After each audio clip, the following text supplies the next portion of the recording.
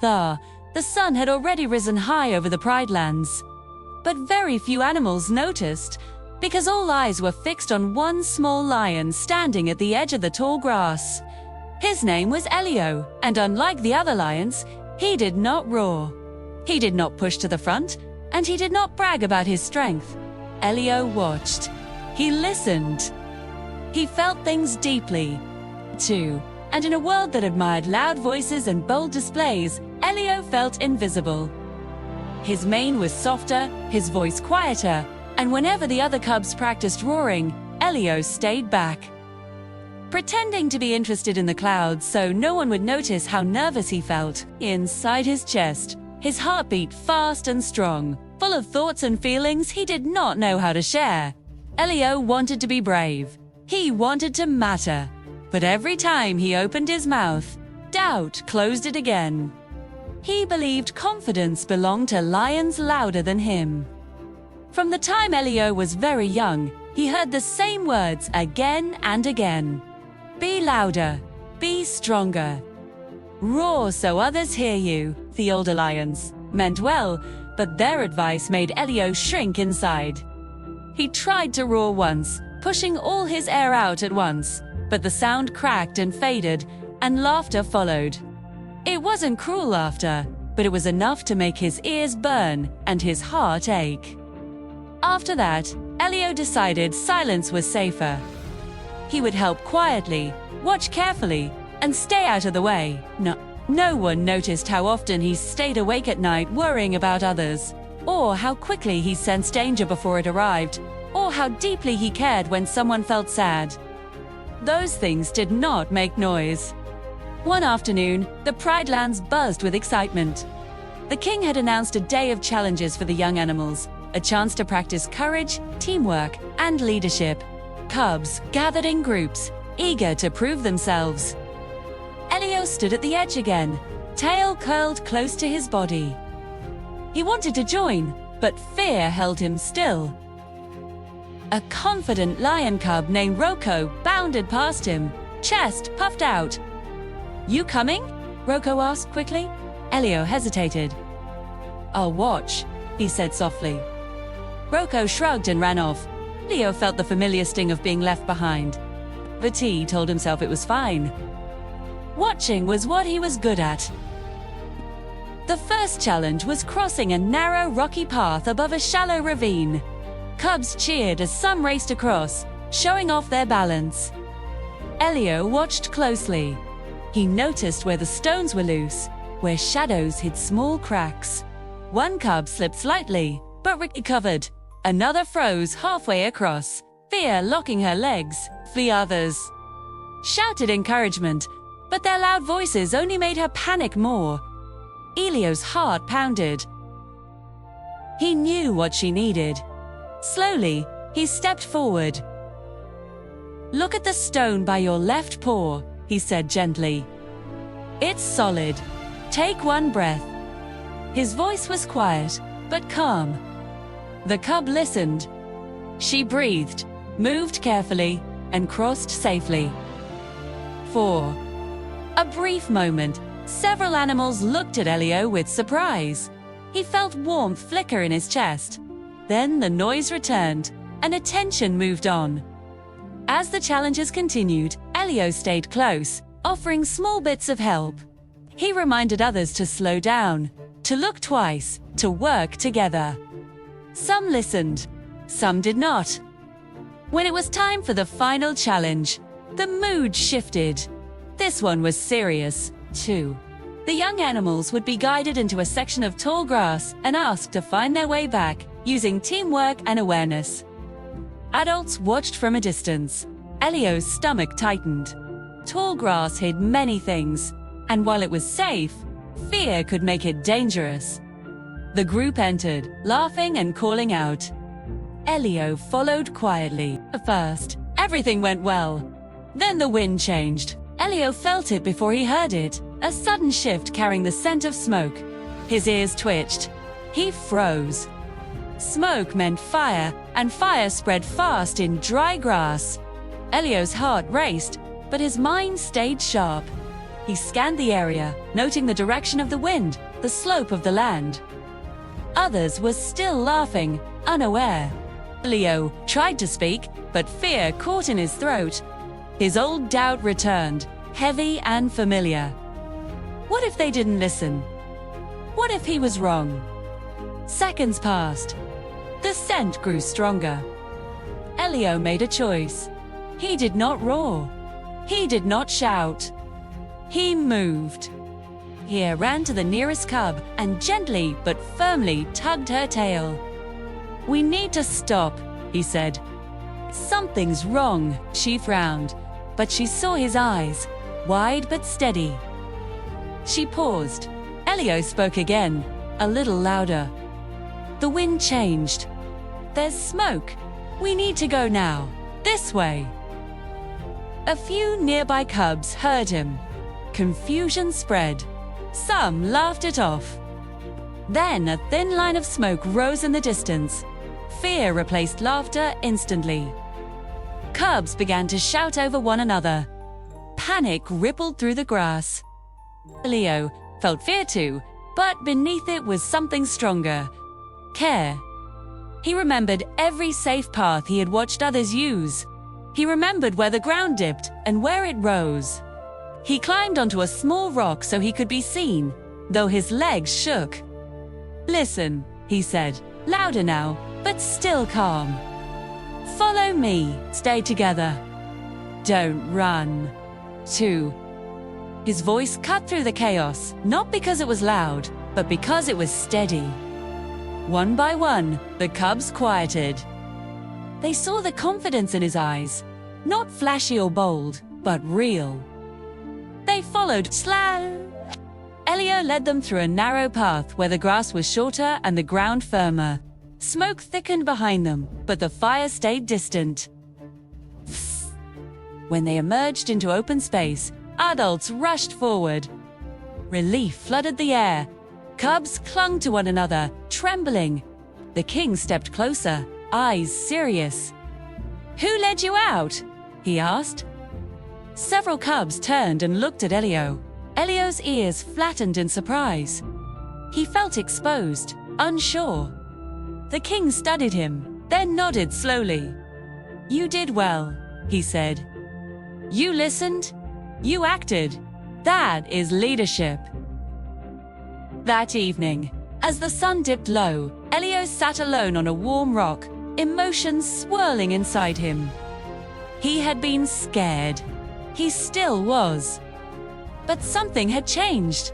He realized confidence did not mean being fearless or loud. It meant trusting your heart even when your voice shook. A small bird landed nearby.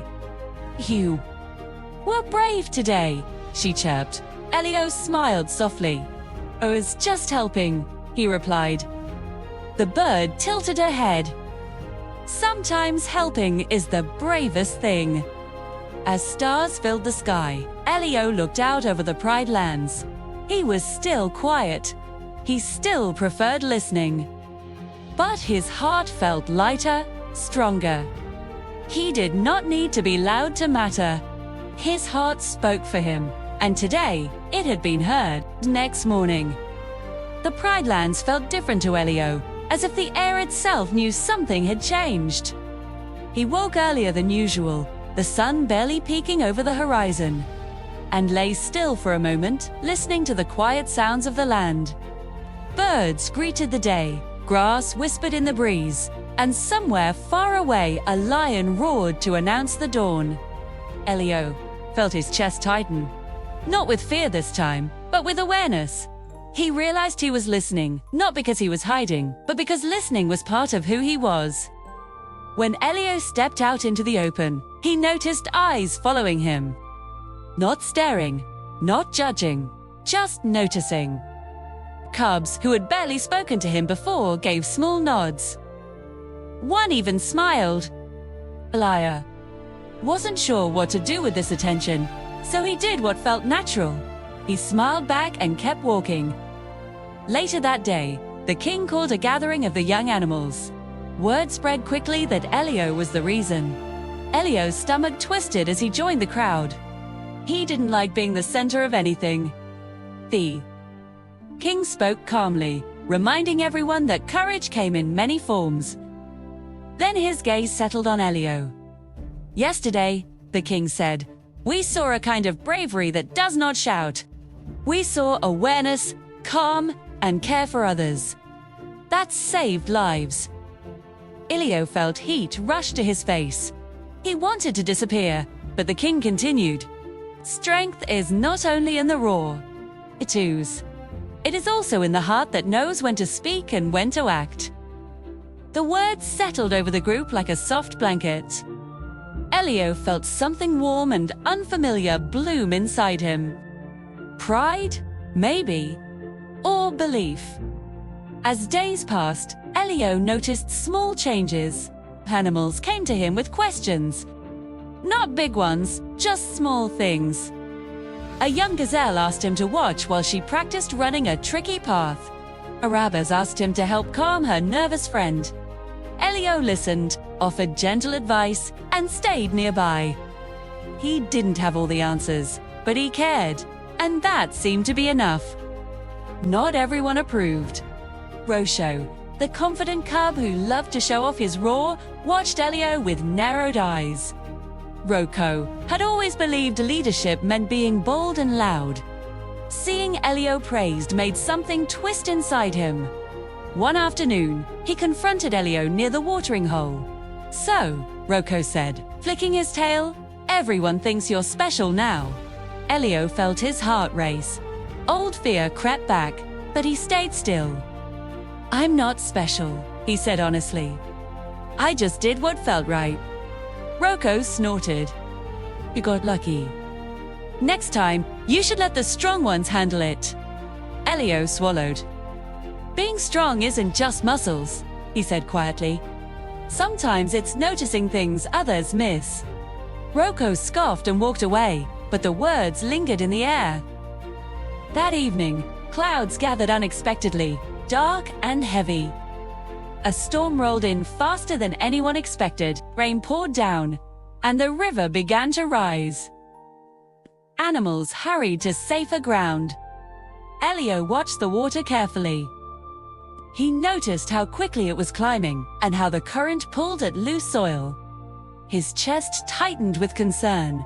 He searched for an adult, but most were busy guiding others. Roko and several cubs were playing near the edge, laughing as rain splashed around them. Elio's instinct screamed. He ran toward them. You need to move, he said urgently. The ground is soft. It could give way. Roko laughed. Relax, it's just rain. Elio hesitated for a heartbeat, doubt clawing at him. Then the ground shifted beneath Roko's paws. A chunk of earth slid into the rushing water, and Roko stumbled backward, eyes wide with fear. Panic erupted. Elio acted without thinking. He grabbed Roko's tail and braced himself against a rock.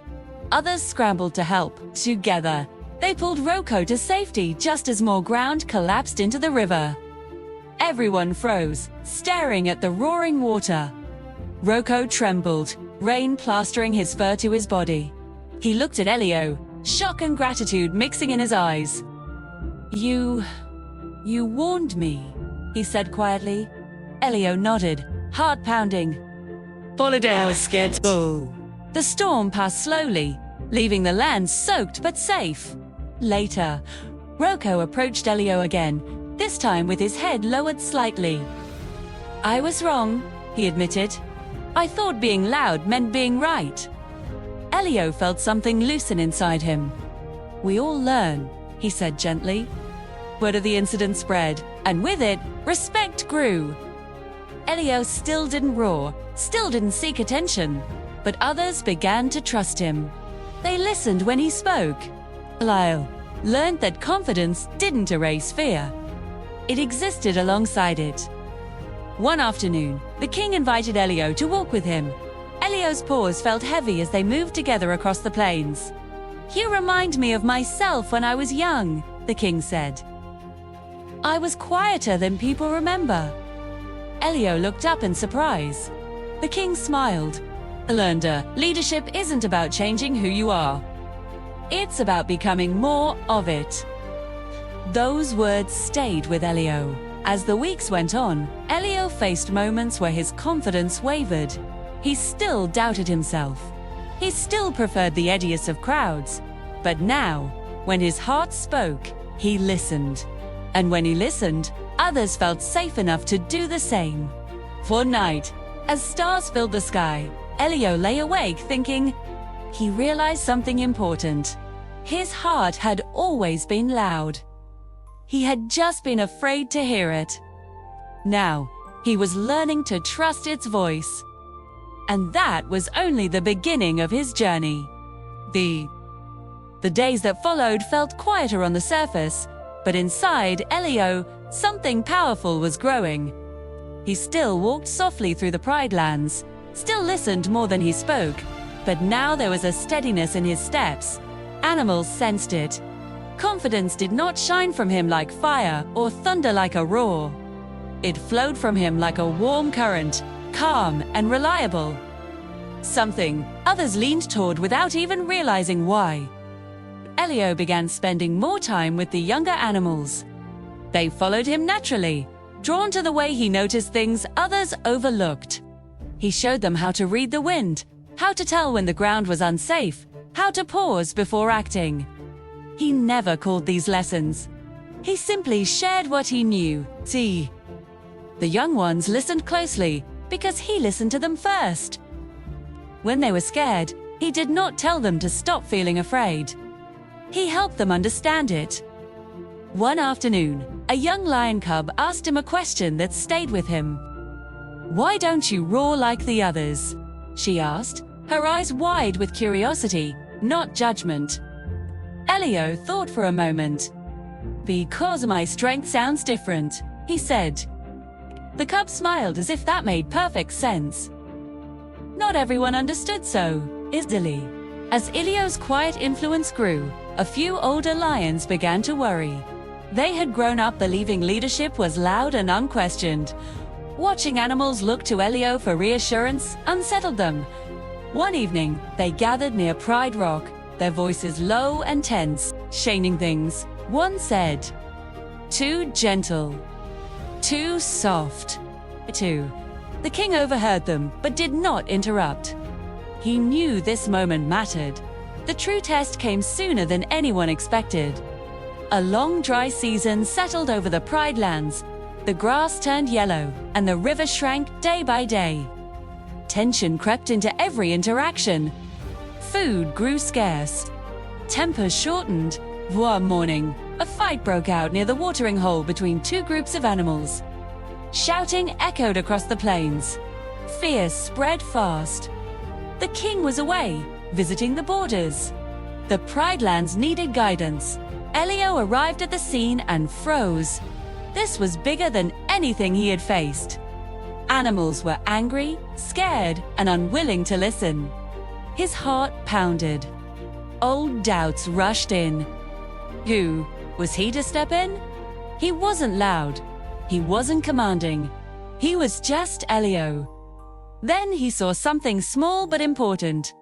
A baby antelope stood trembling behind her mother, eyes wide with fear. That sight cut through Elio's doubt like light through clouds. He stepped forward. He did not roar. He raised his voice just enough to be heard. "Please," he said. One word, calm, clear. Some animals paused. Others did not. Elio moved closer, placing himself between the groups. His legs shook, but his voice stayed steady. "We're all afraid," he said, "but fighting will not bring more water. Listening might." A few scoffed, but others hesitated. Elio continued, speaking from his heart. He acknowledged their fear, their hunger, their anger. He didn't judge it. He named it. Slowly, voices lowered. Breathing slowed. Then something remarkable happened. Animals began speaking one by one. A zebra explained her herd was dehydrated. A warthog admitted he lashed out because his children were hungry. An elephant shared knowledge of an old water source, long forgotten. The fight dissolved into conversation. By the time the king returned, the animals were already working together, traveling in groups to the hidden water source. Order had been restored, not by force, but by understanding. The king watched silently, pride shining in his eyes. That night, he called Elio to Pride Rock. "You led today," the king said. Elio lowered his head. "Was terrified," he admitted. The king smiled. "Then you understand courage." From that day on, Elio was no longer seen as the quiet cub. He was seen as the lion with the loudest heart. He still did not roar often. When he did, it was gentle and brief. But when he spoke, others listened. When he listened, others felt safe. Years passed. Elio grew into a strong, thoughtful lion. His mane filled out, his body grew powerful, but his nature stayed the same. Cubs gathered around him just as they once had, drawn to the calm confidence he carried. Stories spread across the land about the lion who didn't need to be loud to be brave. One evening, as the sun dipped low and painted the sky gold, Elio sat beside the king. "Do you think I'll ever be ready to lead?" Elio asked quietly. The king looked at him for a long moment. "You already are," he said. Elio realized then that confidence was never about changing who he was. It was about trusting the heart he had always carried. And in the Pride Lands, that lesson lived on. That being loud is not the same as being strong. That listening can save lives. That even the quietest lion can have the loudest heart.